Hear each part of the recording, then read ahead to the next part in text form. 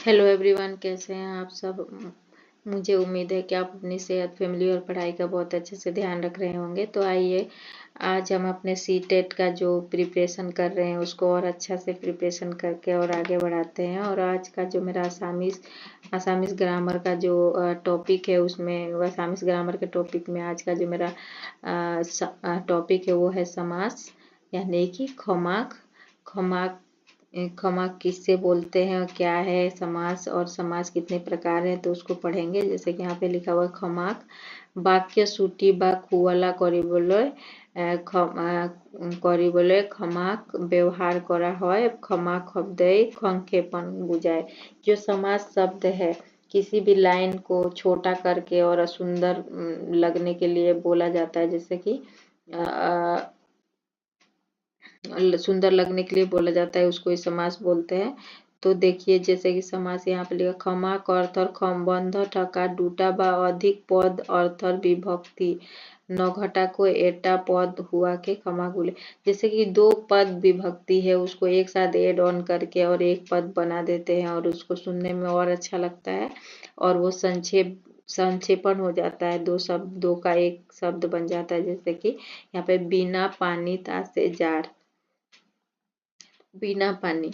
जैसे कि जो जिसके हाथ में बीना है उसको बोलते हैं। जैसे सरस्वती को यहाँ पे समझा रहा है तो उसको बिना पानी बोल रहा है। जैसे बिना पानी तासे जार, जिसके हाथ में बीड़ा है उसको क्या बोलते हैं, उसको बोलते हैं बिना पानी। तो ये इतने बड़े शब्द वाक्य को, ये जो लाइन है पूरे लाइन को एक शब्द में बोल दिया बिना पानी, इसको ही समास बोलते हैं।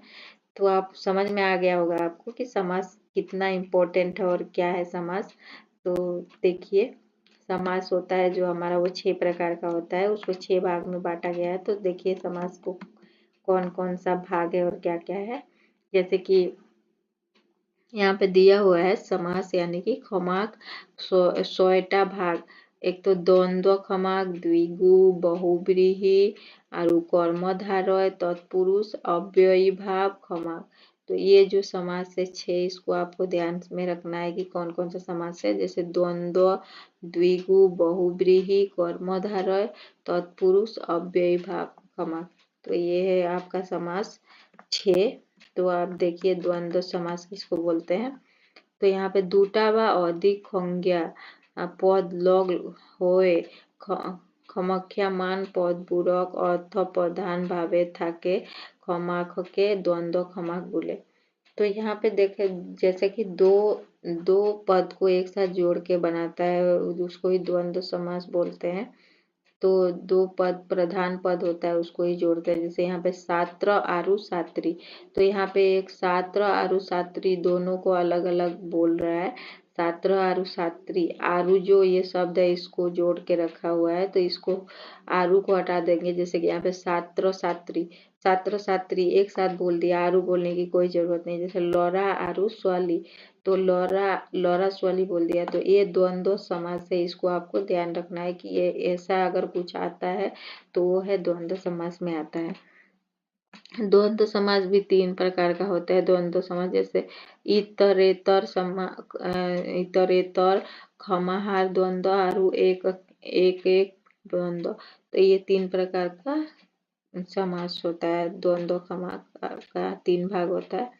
नेक्स्ट में देखिए द्विगु खमाक किसको बोलते हैं। आपको ऐसा लग रहा होगा कि मैंने ये 3 प्रकार बताया और फिर इसको एक्सप्लेन क्यों नहीं किया, क्योंकि इतना डीप में आपको पढ़ने की जरूरत नहीं है। सीटेट में ये जो द्वंद्व समास किसको बोलते हैं और कैसे इसके पहचान आप समझ गए। जैसे ये छात्र और छात्री, तो इतना ही क्वेश्चन ऐसे ही पूछता है।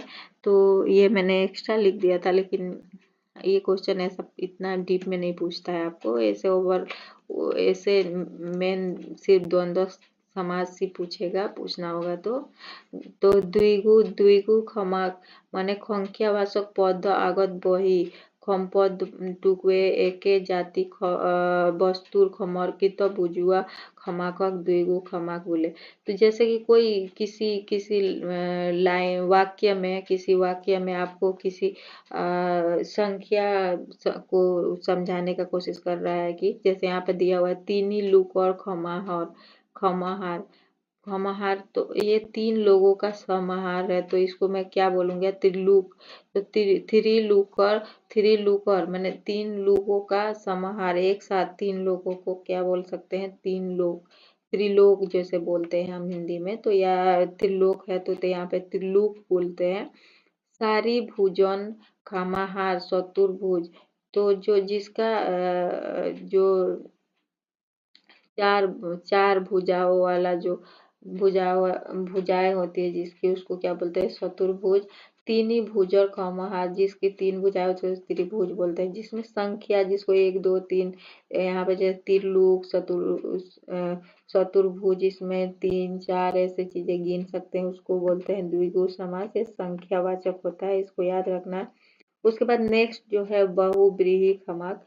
तो बहुव्रीहि खमाक जो होता है उसे खमाखिद्ध या खम्पस्त पदे खमख्यामान पद बुरक निचर अर्थ नुबुझाए आन विखेक अर्थ बुझुआ खमाक बहुव्रीहि खमाक बोले।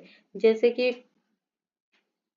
यहाँ पे लाइन बोल रहा है, किसी कोई और चीज बोल रहा है, जैसे पद्म से नाभि जारते हूँ, जिसके जिसके नाभि में जिसके नाभि में पद्म से नाभि जार, जिसके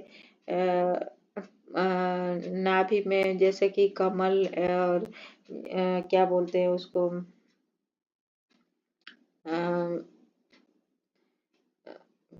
भूल रही हूँ मैं, क्या बोलते हैं उसको? कि जिसके नाभि में ही पद्म है उसको क्या बोलते हैं? तो पद्मनाभ, जैसे विष्णु, तो विष्णु को समझा रहा है।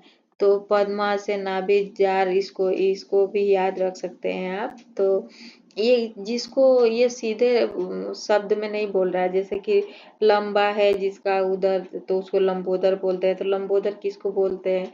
तो ये बोलते हैं हम लंबोदर, जो बोलते हैं वो हम गणेश जी को बोलते हैं। और फिर जिसके सर पे चंद्र हो या उसे चंद्रशेखर बोलते हैं, जो जो हम उसको शंकर जी को बोलते हैं। तो ऐसे हम एक लाइन में समझाते हैं, तो उसको डायरेक्ट नहीं बोलते हैं, लेकिन एक किसी डिफाइन किसी के लिए, जैसे किसी भगवान या किसी के लिए वो लाइन बोला जाता है, और उसको बोलते ही समझ में आ जाता है कि हाँ इसके लिए बोला जा रहा है। जैसे यहाँ पे दिया है ना, खमास खिद्ध खम्बंध पदे खमक खमख्यामान पद उरक निचर अर्थ न बुझाए। ये जो लाइन है ये इसका अर्थ कुछ नहीं है, लेकिन ये किसी एक विशेष अर्थ को समझा रहा है, तो उसको ही बहुब्रीहि समास बोलते हैं। तो जैसे बोलते हैं कि लंबा है जिसका उदर, वो है लंबोदर। और जिसके सर पे चंद्रमा विराजित है उसको क्या बोलते हैं? चंद्रशेखर। तो चंद्रशेखर किसको बोलते हैं? शंकर जी को बोलते हैं। तो ऐसे ही बहुब्रीहि समास बोलते हैं। बहुब्रीहि बोल रही हूँ, बहुब्रीहि समास बोलते हैं। उसके बाद बहुब्रीहि समास भी कितने प्रकार का है, तो इस बहुब्रीहि में देख लीजिए। बहुब्रीहि में यहाँ पे जैसे दिया हुआ है, खम खमानाधिकरण बहुव्रीहि, व्यधिकरण बहुव्रीहि, व्यतिहार बहुव्रीहि। ये तीन जो ये 3 प्रकार का समास है। तो ये भी इतना डीप नहीं पूछेगा, पूछेगा तो ये बहुव्रीहि समास के बारे में ही पूछेगा। तो ये सा वाला जो लाइन होती है, जो आप समास समास के पहचान में, आपको बस मैं पहचान करा रही हूँ कि कितने प्रकार का है और कौन कौन सा है और कैसे पहचानेंगे, ये बता रही हूँ। और बाकी सब क्वेश्चन तो नेक्स्ट में बाद में आपको बताऊंगी कि ऐसा क्वेश्चन आने वाला है। जैसे यहाँ पे दिया हुआ है कर्मधार खमाक, तो खमख्या मान पद बुर विखेख्य आरु केतियाबा विखेखन रूपे युक्त हो खिद्ध हुआ खमाक कर्मधार खमाक बोले। तो यहाँ पे दिया हुआ है कर्मधारय खमख्यमान पदपूर्वक विखेख्य वारु विखेत्यवा विखेखन रूपे युक्त हो। कभी विशेष्य और विशेषण, जैसे किसी विशेष्य और विशेषण का रूप में दोनों जुड़ के, और जिसको जिसको वो जिससे कोई काम कर रहा है, उसे धारण किया हुआ है, उसको ही बोलते हैं संदर्भमुख। चंद्रमुख, जैसे कि चंद्र निशिना मुख, जिसका चांद के जैसा चेहरा है उसको चंद्रमुख बोलते हैं। तो उसको जैसे कि इसमें विशेष्य और विशेषण दोनों जुड़ के जिसको जो युक्त जो दोनों जुड़ के किसी शब्द को या और अच्छा बनाता है और या संक्षेपित कर देता है, उसको ही हम कर्मधारय समास बोलते हैं। जैसे चंद्र निशिना मुखर चंद्रमुख बोलते हैं।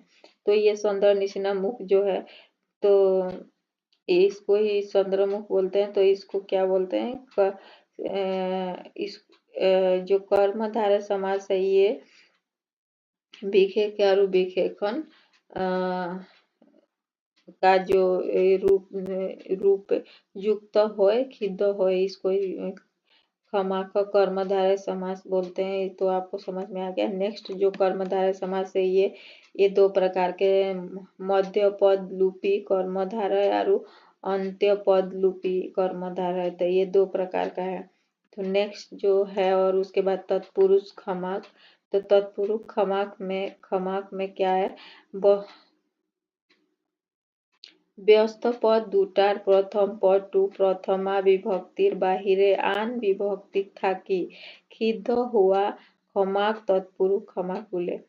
तो यहाँ पे बोल रहा है कि व्यस्त पद दूटा पद प्रथम पद टू और प्रथमा विभक्ति बाहिरे आन विभक्ति थाकी खिद्ध हुआ खमाक तत्पुरुष खमाक बोले। व्रतक पालन और व्रतक पालन यानी कि व्रत पालन। तो यहाँ पे जो यहाँ पे दिया हुआ है विभक्ति, जैसे व्रतक, तो जो इसके त के साथ क लू जुड़ा हुआ है, जो विभक्ति जुड़ा हुआ है, तो ये इसके बाद दूसरा एक विभक्ति है उसके साथ, जैसे पालन, पा के साथ लन जुड़ा हुआ है तो पालन। तो ये व्रतक पालन को एक साथ कर दिया है व्रत पालन। तो ये था आपका तत्पुरुष समास। और नेक्स्ट में क्या है, अव्ययी भाव समास, यानी कि अव्ययी भाव खमाक। तो अव्यय शब्द आगत बही अभाव खद्रिक पर्यंत खीमा पद्य বা বিপখা বিপৰীত আদি অৰ্থ প্ৰকাশ কৰিবলৈ সিদ্ধ হোৱা खमाखक अव्ययी भाव खमाक बोले। तो ये जो अव्ययी भाव का जो समास है, तो इसको आप देख लीजिए कि ये अव्ययी भाव समास क्या है। तो अव्ययी शब्द आगत बही अभाव खद्रिक पर्यत्न खीमा पद्य विपरीत आदि अर्थ प्रकाश কৰিবলৈ सिद्ध हुआ खमाखक अव्ययी भावे खमाक बोले। जैसे कूलर उप, तो ये जो कूलर उप है, तो ये जो कूलर उप है, ये जो कूलर के साथ इस जो उप है, इसको जो उप है इसको आगे जोड़ देते हैं, तो इसको ये अव्ययी खमाक कूलर उप। तो यहाँ पे उपकुल हो जाएगा। कुल का जो उप है तो उसको ही उपकुल बोलते हैं। तो उसको ही यहाँ पे लिखा हुआ है अव्यय शब्द आगत बही। तो जो अव्यय शब्द है उसके आगे ये जो अव्यय कूलर है, जो अव्यय शब्द है, इसके आगे जोड़ते हैं, तो इसको ही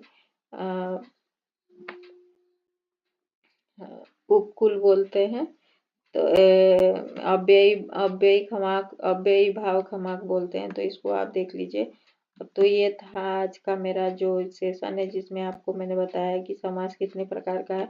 और भी मैं क्वेश्चन करवाऊंगी कि कैसा क्वेश्चन आया है समास का, तो वो भी मैं बताऊंगी कि कैसे कैसे क्वेश्चन आ सकते हैं, कौन कौन सा क्वेश्चन आ सकता है। तो आपको अगर पता ही नहीं रहेगा समास किसको बोलते हैं और कितने प्रकार का है, तो आप क्वेश्चन कैसे समझ पाएंगे और कैसे आंसर कर पाएंगे। तो इसलिए आपको मैंने ये उस चीज का बेसिक अंडरस्टैंडिंग हो, इसके लिए मैं आपको ये जो व्याकरण का सीरीज है इसको मैं पढ़ा रही हूँ। इसको आप एक बार देखने के बाद आपको समझ में आ जाएगा कि आपको समास क्या है, यानी ये खमास की। तो इसके बाद में आप क्वेश्चन को अच्छे से पकड़ पाएंगे। तो अगर आपको मेरा जो ये व्याकरण का सेशन है अच्छा लग रहा है, तो आप मेरे चैनल को लाइक शेयर सब्सक्राइब करिए। तो मिलते हैं नेक्स्ट सेशन में। Thank you.